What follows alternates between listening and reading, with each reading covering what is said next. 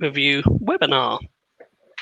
I'm Tim Rose, the editor of AM, and I'm chairing the discussion today. But joining me to discuss the prospects for Q4 and the registration month that's just happened are some very experienced industry executives. So we have John O'Hanlon of Wayland's Automotive. We've got Phil Jones, who's head of eBay Motors Group, and we've got Steve Young of the ICEDP. Before we start the discussion, a quick note to you. You will have joined us in listen-only mode.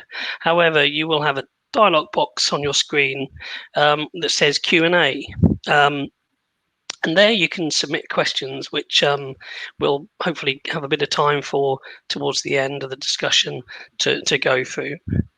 So yeah, if you submit them as we go along, that would be brilliant.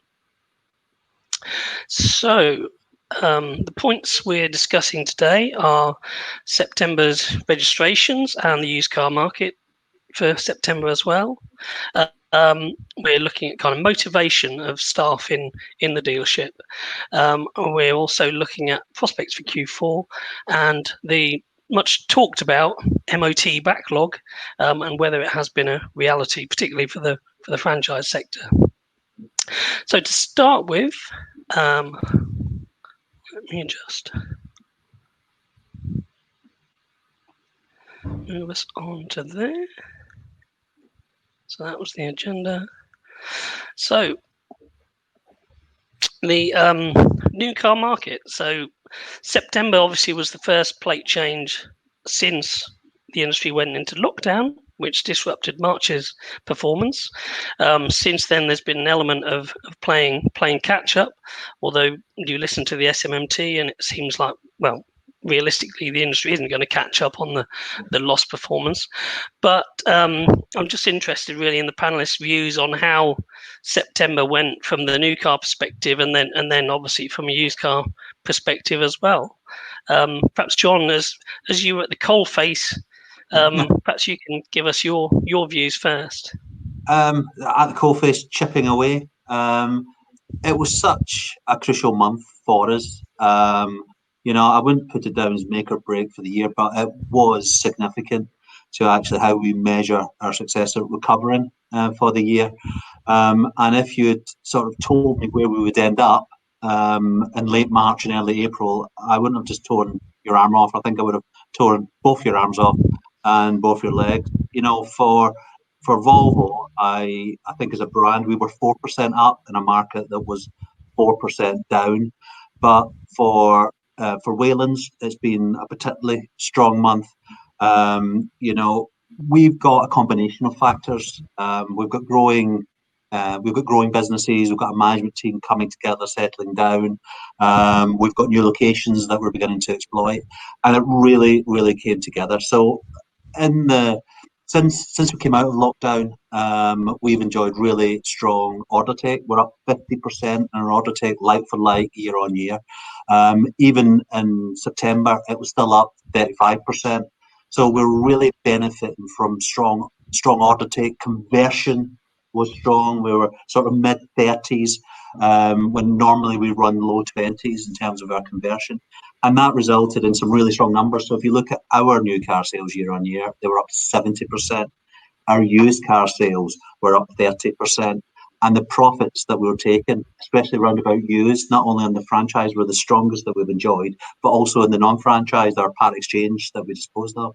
So it's been really good for us, especially around new, because I think we're hearing a lot in the market around used. But for Volvo, we actually had we had more availability of product. We've always suffered for being short. I think XC40 is now the second best-selling premium car. So it's only the 3 Series that's ahead of it, and it's the best in its segment. I think we've really benefited from that in September. After sales, just a quick look over the wall of after sales, that's been great as well. So we've benefited from the pent-up demand, which I think is now beginning to come to an end, but we were up over a third on service and just under 20% in parts. So overall, as a basket, September was really good for us. Okay.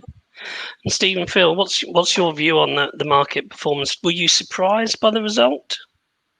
I think on the new car side, just the contacts that I had in the course of September, I think there was an expectation that we were going to end up, maybe 4% up, not 4% down. So that would seem to be, relatively speaking, a bit of a disappointment. But within that, what I also hear is that the level of push from the manufacturers and pre-regs and so on was down. I don't see the daily data at the end of the month, but that's what I understand to be the case. And when you look at some of the normal culprits who you would expect to be pushing volume in the last couple of days, then their volumes were down quite significantly. There's quite a few brands who are 15-20% down year on year, and not, as far as I'm aware, sort of related to supply issues. So you've got to look at the numbers with a certain degree of skepticism as to how meaningful any of the numbers ever are. But are these numbers like for like, or does a combination of WLTP shortages last year affecting some brands, and then a deliberate reduction in the month-end push this year actually make the comparison meaningful? I think it was from what I can see, it seems to be a great month all round, and clearly a bumper month for Volvo and for Wayland. I think I've heard similarly from some of our contacts the question about is this really a reflection of a more kind of natural market, that there's been less pre-reg at the end of the month. And also, I think if you look at the private registrations split out, then really for the industry to finish just 1% down is remarkable effort from the dealers, from my perspective. Phil, what do you think? Yeah, we live in a very strange world, don't we, where you have to be careful with the use of good. So kind of like John's point, I think we would all look at September and say it was good from the perspective of how we were feeling in April, May, June. But when you look at it year on year, it's a strange one. And I guess I was surprised actually to see the overall figure down. The feedback from our dealers has been that September was actually pretty positive, but that's probably from the viewpoint of April and May rather than year on year. And kind of, it's no surprise that the business sector has suffered. So I think it's good in that the market is held up stronger than we want. We operate in a strange world really, where supply impacts the market so much. So we still see demand being pretty high. There was clearly a bounce back kind of coming from June, July, obviously primarily in used car from our side. But that demand has stayed strong on our platforms. And so actually the key thing impacting sort of the new car numbers, I think is as much supply as anything. And, dealers not having to push pre-reg has definitely helped, and that makes it a more natural figure. But then it looks unnatural when you look at the trends. But supply is the biggest thing impacting used cars as well. And I guess the one trend we are seeing from dealers, which is taking a business perspective, which is probably cutting their cloth accordingly. So from the data we see, people are selling fewer cars, but it's still a better business performance than they might have been expecting. So there does seem to be this sort of shift in expectation, so that people can control the result a little bit more. I think the same is probably also true for the manufacturers, that they, because they drop, a few thousand units, doesn't mean that the profit's gone down accordingly. And the other factor, well, two other factors that I think influence what's happening at the moment. Obviously, we need to be trying to steer towards the emissions compliant mix that they need, and they also need to be thinking about what stock they want to have in the market come the end of December in the event of a bad Brexit. And so you would really shoot yourself in the foot if you did some real poor quality business in September screwed up your emissions performance and left yourself short of stock at the end of September, when there may well be supply issues in January, February, or even worse, supply but with a 10% duty rate on it. So my impression generally, manufacturers are actually thinking quite hard about what they do, not just in the UK but more broadly. So with that, Steve, do you foresee some level of kind of stocking up in preparation as the worst case scenario?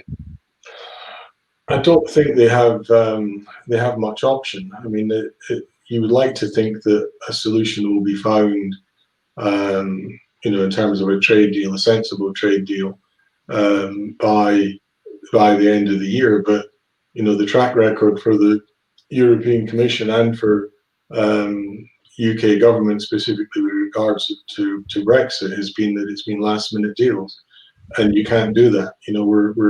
We are a right-hand drive market, and so the scheduling for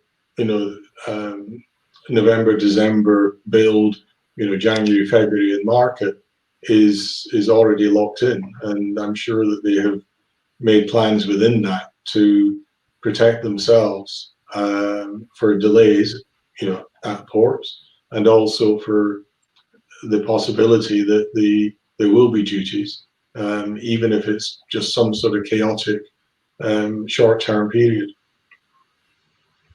Okay, you mentioned the product mix and emissions there, Steve. One thing I noted from the figures out yesterday was, I think it was the first month that 10%, 1 in 10 was a plug-in model, either a hybrid or full electric. John, perhaps from the perspective as a dealer with a brand where it's becoming steadily more electrified, what's your kind of view on that? That's only going to grow further, isn't it? I think it's not just a nice to have, it's inevitable. And it feels like next year will be the year of the electric car. We can see it in our order take, especially around about SUVs. You look at 60s and 90s, more and more, we're over 25% of our future orders are T8. And of course, we've still got our BEV on the XC40 to arrive late this year into next year. So I think it's increasingly becoming more understood. It does have its challenges. You look around the charging network at dealerships, never mind the rest of the UK, and that's why I think the hybrid is the stepping stone. But the advances that we're making, it's no longer 30 miles, it's 300 miles in terms of range. That I think it's becoming more accepted and acceptable, and even down to the green number. I think it's striking. Sorry, Steve. No, sorry, John. I think we lost your signal for a second. I thought you said. It's just, I think even down to things like green number plates. Again, just making it clear that there are more of these cars on the road. I think 2021 will be a really big year for hybrid and battery electric cars. And people need the confidence, right? Hearing, a friend who's had an electric car and they haven't, just run out of battery in the middle of the M4. Everyone asks the questions, so what happens here? Well, it's just like another car, and I plug it in just like how I used to charge my mobile phone every 5 days. I now charge it every day. Yeah, it's just changing the behavior, and so this confidence just builds out, and we see that in the demand side figures on our platform as well. People do want to move to these. It's still about price, though. It's still about price, why people still end up ending up in petrol and diesel. And again, you come back to sort of the trade-off between supply and demand. But I think consumers are probably ahead of the OEMs actually in terms of how ready they are. Yeah. I think that applies to so many things, doesn't it? I think what was striking to me in the powertrain mix was that if you looked at last year, then BEVs were 10% of the diesel registrations, and then this year they're 30%, and that's obviously a combination of diesel coming down at the same time that the BEVs are going up, and there's more availability BEVs and less on diesel and so on. But it's moving quite quickly with that sort of crossover, with that dual effect. Then we're probably not very far away, maybe 2 years perhaps, from more BEVs than diesel being sold. And I think the truth is, we sell what the factories make. I would love to sit here and say that we're consumer demand led. A lot of what we do, that's part of the fact, but it's what the factories want to produce, and we will sell what the factories want to produce. I guess that will then come down to the amount of support, help, marketing that's put in to actually drive it. But I think the consumers are ready. It's almost like, moving on to buying cars on the web. It's increasing. It feels inevitable. It's coming. And our customers do want to have more cars that are powered that way. They do want to shop more, and that's what we've got to work towards. That's our job. So do you think maybe some of I understand the supply limitations, but some of the decline in the fleet sector, it could be fleets that are holding out because they want the EVs and the plug-ins, and they're actually going to delay or extend their change cycle, perhaps. I think that's more to do with the cost control and prudent management on the part of businesses. I mean, obviously, once you decide to buy a car, then there's good reasons why you should make sure it's a low emissions car and BEV if that works. And there's fleets who've gone to a BEV only policy. I think Lloyd's Bank was one of them. But everyone who runs a business will have looked very hard at all of their costs, all of their running leases, rental arrangements, employment contracts, everything this year, and postponed, extended, cut back as far as they can, just out of prudency. And so most of the 30% reduction that you had on the business side on the previous slide, I think it's just down to people saying, no, we can hold off, we can extend this for another year. And it might or might not come back. When it does come back, for sure, it's going to be biased towards the low emissions options. Yeah, and I think that plays to the fact that there is uncertainty. There could be redundancies at the end of. There's lots in play today that I think leads to uncertainty, and that just pushes the decision making back. Retail, I think, is more around about the fact that whether you call it revenge buying, the level of savings people have got, they seem to be spending it in areas where the economy is open. David Smith in the Sunday Times did a fantastic article on it that I recommend everyone read. People have nothing to spend their money on. So that, for the first time, he's talking about a V curve if we don't have any bumps. And that's really exciting. That would be great news, as long as we don't have any bumps. Yeah. And we're seeing that as well in terms of, I say in terms of consumer demand, you got people's changing habits. So people do want to go and they want to go to dealerships. 80% of consumers we surveyed said they definitely or probably would visit a dealership, as part of their preference. It's still an expectation. I think people feel pretty safe going to car dealerships. Sadly, probably low footfall and lots of space. But the other thing we're seeing is the shift in mix. So you've got people kind of less inclined to take public transport, people perhaps doing less motorway miles than they were before. So there's a lot of sort of change in the mix that people are taking on. And I mean, growing up, I can remember we either changed a car or went on holiday. You're not going on holiday this year, so there's lots of people changing the car. I think the next 3 months are going to be more, 3 to 4 months are probably going to be more telling than the last 3 or 4 months in that respect, because I think people hoped that we were going to get through the winter without too much of a second wave, with some gradual, more or less, always moving forward progress towards whatever the new normal is. And instead, we seem to be going backwards with more guidance to work from home if you can, more lockdowns, more nervousness, you know, and there's just all the stats going in the wrong direction. So where we had the rush of people going out to buy, you know, a used car to commute to work rather than use public transport, if they're now back working at home again, then that one slows down. If people are working at home and they're not using their business car and just look at it, you know, through the window, then, you know, what's the point of replacing it? So I think we potentially have some real headwinds in the next 3 or 4 months, because it's clearly not going to be an iterative process forward. It's going to be, you know, maybe if we're lucky, you know, 2 steps forward, 3 steps back. If we're unlucky, 2 steps forward, 3 steps back.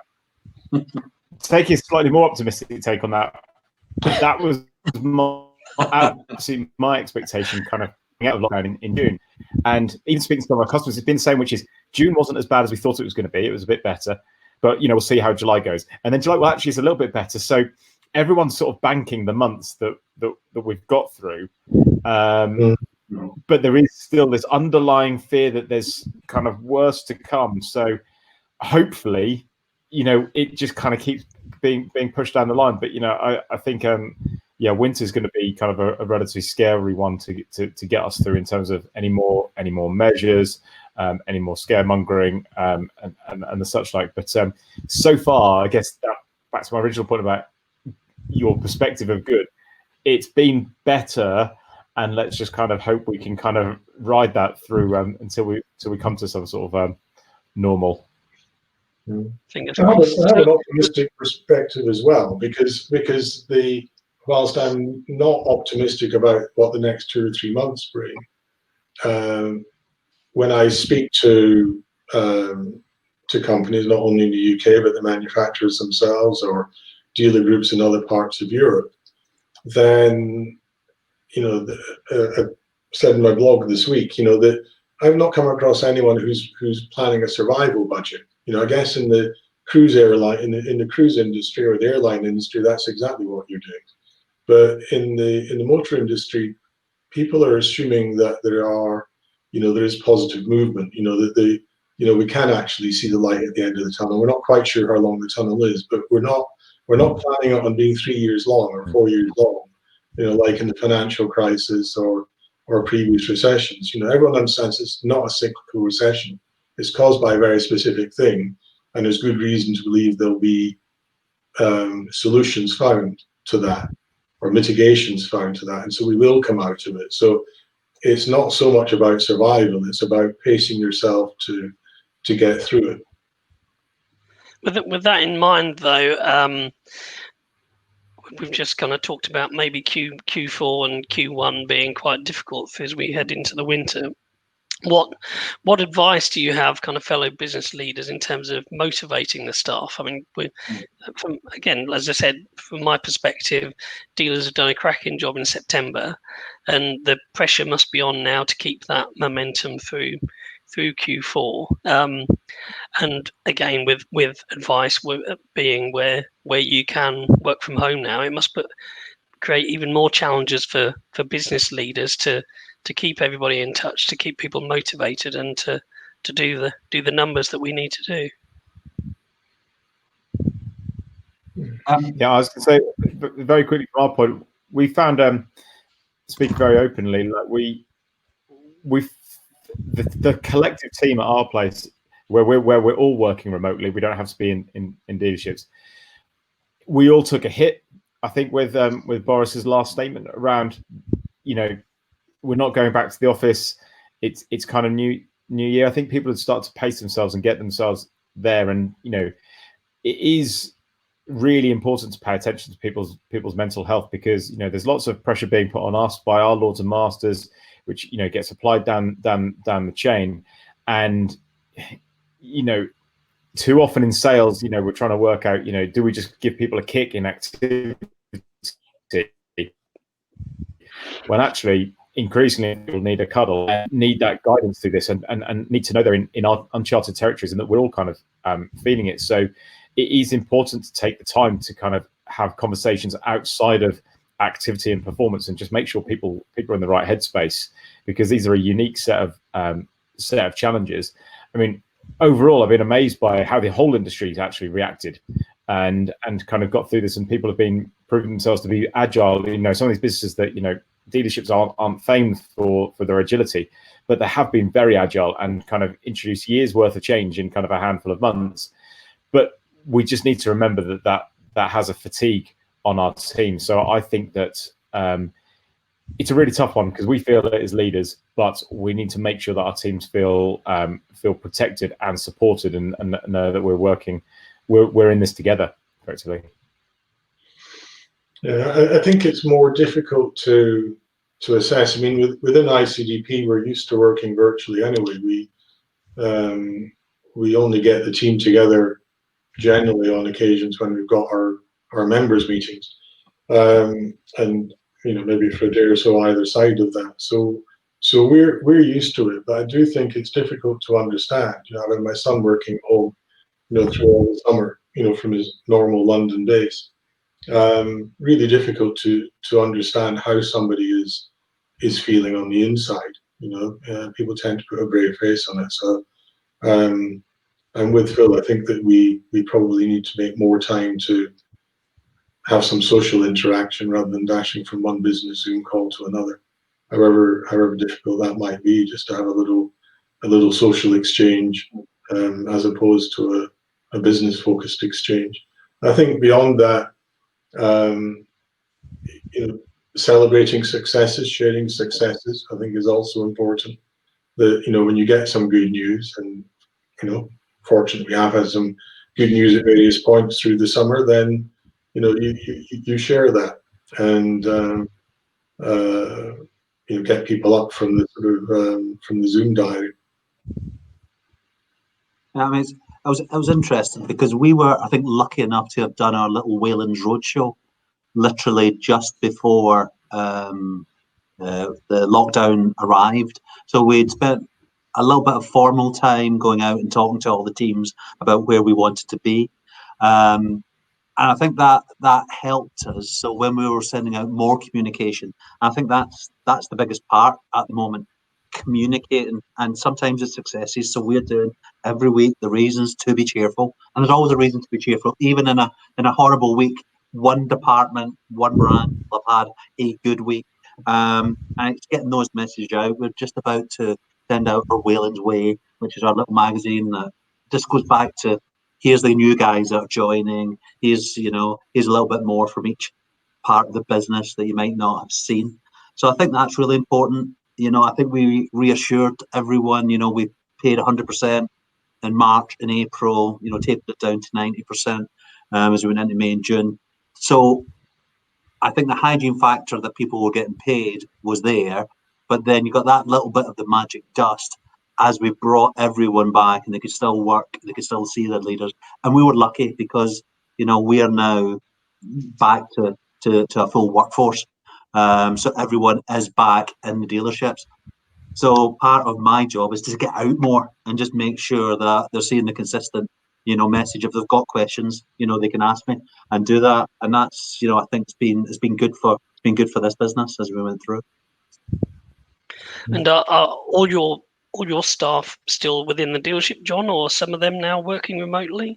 The vast majority. So where we could, so on our call center, for example, you know, with your laptop, you can do your telephone, everything.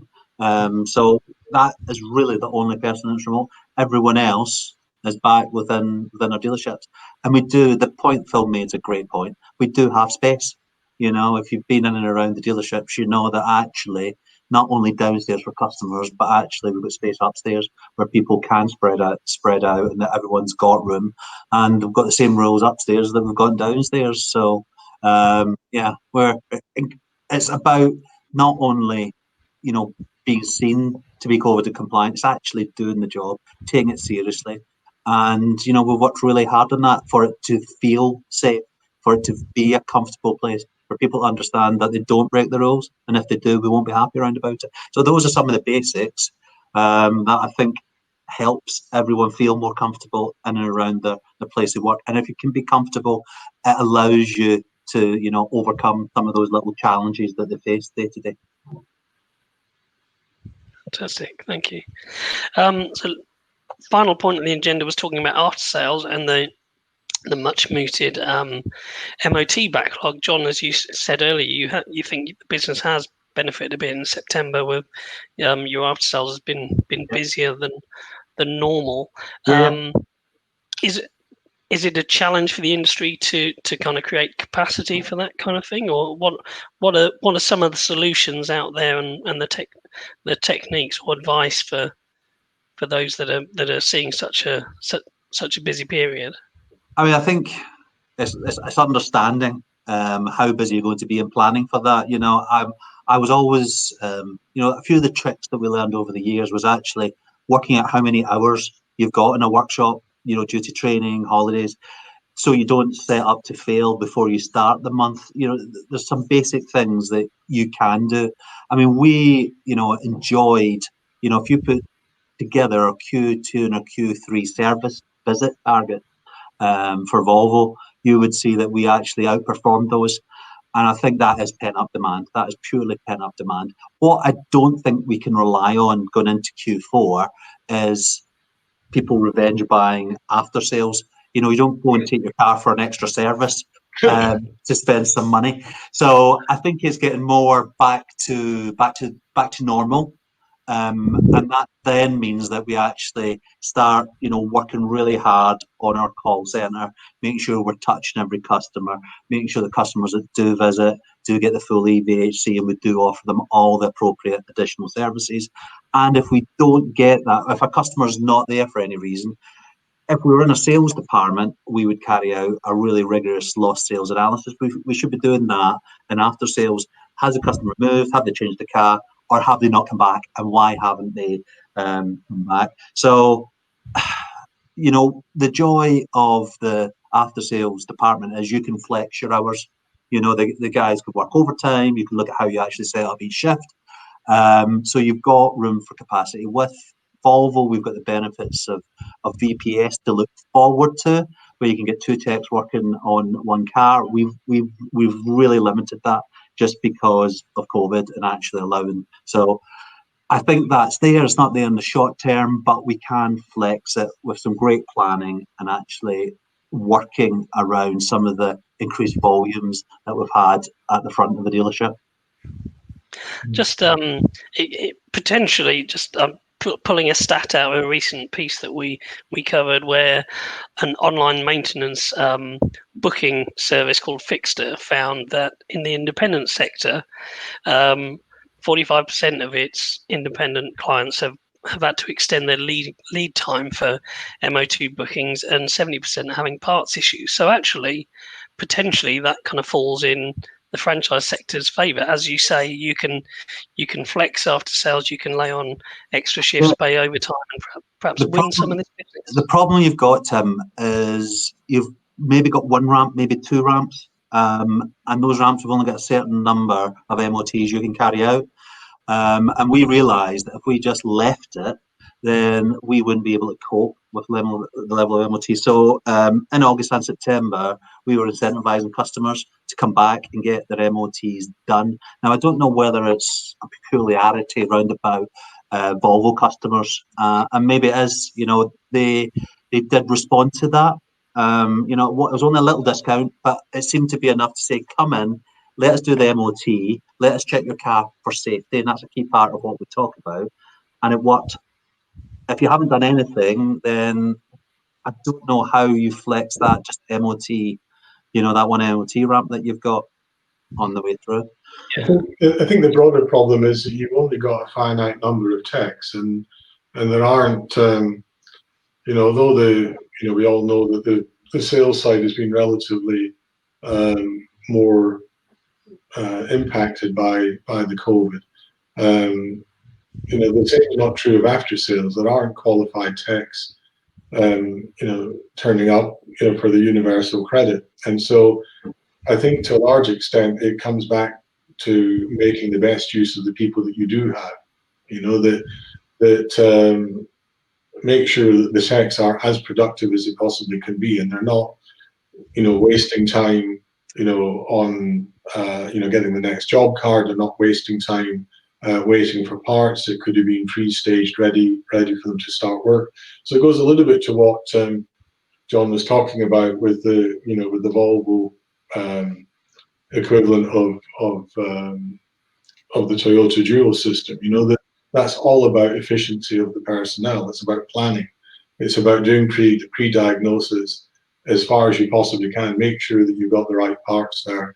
Make sure when the car comes in that you get the work done. Make sure you maximize, the conversion on the amber work. We don't know what the next few months bring. Yes, you need, new brake pads whenever, but, we can do them now. And as John says, maybe you give them a little bit of an incentive to do that. But make sure you get the absolute maximum out of every job card, both in terms of the total revenue, but the productive time of the techs on that work. Because you can't grow new techs, but you can use them more efficiently. And all the work that we've done around lean dealer activities, says that the potential is there in spades in virtually every dealership. Phil, I know aftersales isn't necessarily base, but do you have any views? The point I'd probably make is actually, again, it apply across retail, is our consumers are telling us they want reassurance when they go into the dealership. So again, my advice probably to an independent kind of repair outlet is to provide that assurance to the consumer around how they will do a contactless handover, or can they pick the car up, how can they drop it off. People are looking for that, and that might be pushing some people into the arms of the franchise dealer, where again that stuff's all a little bit more obvious. But I think every dealership, after sales, new used cars, needs to be providing that reassurance to consumers that they can be COVID compliant and provides space and do it safely and hygienically. And customers do seem to be willing to pay for some of those services. I know that some dealer groups are looking at collection and delivery and whether or not they can almost not do as much or not do any at all. Whereas we're seeing that customers are willing to pay for the ease of that service. Make it as easy as possible for me. I saw that wonderful the note on what's the most important things when buying a car, and it wasn't price, it wasn't colour, it was about cleanliness roundabout. And that's all something that we can do. That was particularly, I noticed that it was more important for women than men, but I think that probably says more about the men than anything else. So, and we can see that in profitability. We can see that customers want the right car today and are willing to pay for it today. Maybe a little bit less price sensitive. So, I think we've just got to challenge ourselves into what do customers want and how do we make it as easy for that customer as possible. And that might not be more expensive for us. I think it goes. And thanks, John. That's eBay Motors Group research. So great little shout out. I meant to say, I think that was the eBay Motors research.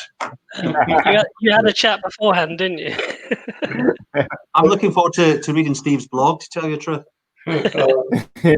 You're a star, John. You're a star. I think going back to a point that John made earlier on, though, about sort of walking the talk in the dealership, I think that's important in response to that point about cleanliness. If you're not walking the talk, then you can't expect your people front of house or the techs to do the same as well. And nowadays we're all becoming much more sensitive to that. I don't permanently live in McDonald's, but my partner and I were off in the classic car rally last weekend, and we noticed 2 different McDonald's that we visited over this extended weekend. One of them was absolutely compliant, made you feel really, really comfortable, and the other one wasn't. No gloves, handling the food, handling credit cards, money, and so on. And it then sort of says, maybe I won't be rushing back to McDonald's. And it was our first visit in many, many months, but it makes a difference. Whereas I have a local Bosch car service place that I use. Took one of the cars down there a couple of months back, just after the reopening, and everything was handled absolutely perfectly. You didn't go into the normal reception area. They came out and met you. They were masked up, gloved up, and it made you feel confident. I think that's a really important point. Some of our learnings, we're talking about being agile and some of the changes that we made to our processes. If there is a bump along the way over the next couple of months, I think our industry is in a much stronger position to deal with it. Whether that's in terms of digital, whether it's in terms of physical, how we greet people, how we know. Whereas at the end of March, we were on a learning curve that was like that. We sort of know what to do, and I think our processes, our procedures are in better shape. And it is the most important thing, just knowing what to do so that when that customer does turn up, you feel relaxed. They can look around and see, actually, these people know what they're doing. I'm in a safe place. Because if you're in a safe place, you're more likely to spend your money and more likely to come back, whereas McDonald's or your local dealership. You want a safe and consistent experience, ultimately, don't you? Yes. Yeah, and what you see front of house influences what you assume to happen back of house. So if the actual reception or handover process is not sort of COVID friendly, then you wonder what's going on. When you can't see your car. Yeah. And has it really been sanitized when it's handed back? And where lots of people in and out of the car and so on, without masks, without gloves. So the front of house impression is important, and that the tone for that is set by the local management and really them alone. Yeah, but also some of the tools that you provide to those members of staff. Do they actually have everything they need when they get in the car? Can your customers actually see them going and doing the work round about it? And you're right. You'd never want that forgetting. You've got to be that constant little, whinge, do it. We've got to. Sorry, Ted.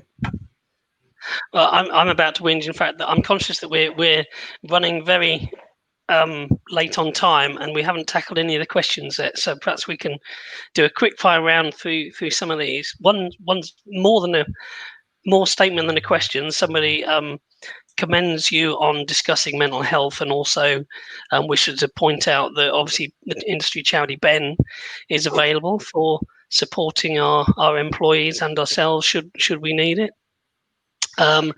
Question again, going back to September registration. The SMMTU described September as poor.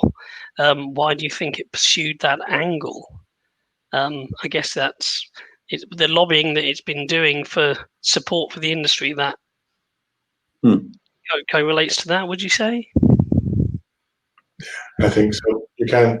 They can't still be pushing for support for the industry at the same time that they're saying, what, it was much better than we expected. Yes. Question about, in fact, I think we've already discussed the after-sales proposition. Somebody's stating that feel the after-sales proposition will continue to be strong in the wake of the sales up downs. Are we happy with discuss that, or anything to add on after-sales? I'm not as I wouldn't use the term strong. I guess that's what I'd say.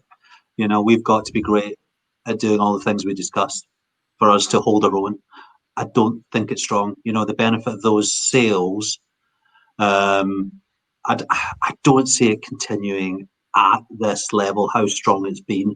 So I don't think we can rely on the internal work. And those cars that we've sold ain't coming back for 12 months. So I think it's getting back and looking after the customers that you've sold cars to 12, 18, 24, 36 months ago. Doing it well. Okay.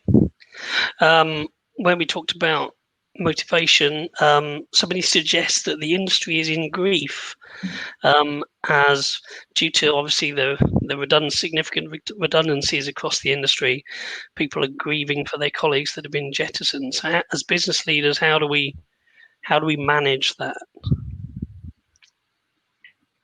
I think it's a case of being honest and open and supportive. You can't hide from it. Businesses have had to make difficult decisions, and it's a horrible time to make those decisions. But which, again, back to the conversation around mental health, we've got to be probably more open and more supportive and lean in on those conversations and be willing to take those difficult conversations, because this is a tough time and different businesses are affected in different ways. You just need to be honest about it. I come back to I mean, it can't always be good news. I mean, net, I'm sure there will be less people in the industry in 6 months' time than there were at the beginning of this year. But I look at, the LinkedIn posts, and it seems to me that there are almost as many people who are posting, was really gutted, got made redundant, dealership let me go, I've just got this great new position with so and so, and senior people, in the industry, household names who have known them at some point in their previous career, jumping on board and saying, "Well done, Bob. That's great to hear. I'm sure you'll do well." And so, people are being made redundant, yes, but people are also finding new positions, still within the industry. And so I think that's good news. There are people out there who are hiring, and there's always room for the best talent. And I think we should just acknowledge that as well. It doesn't do away with all the grief, all the mourning, but sometimes when you're in that situation of mourning, it's good to think about the good times and the positive things rather than purely the negatives. Well, I think it is a good point. There does seem to be almost two industries at the moment, and both of them could be right in terms of the decisions that are being made. But it's about that level of honesty, transparency, and the communication.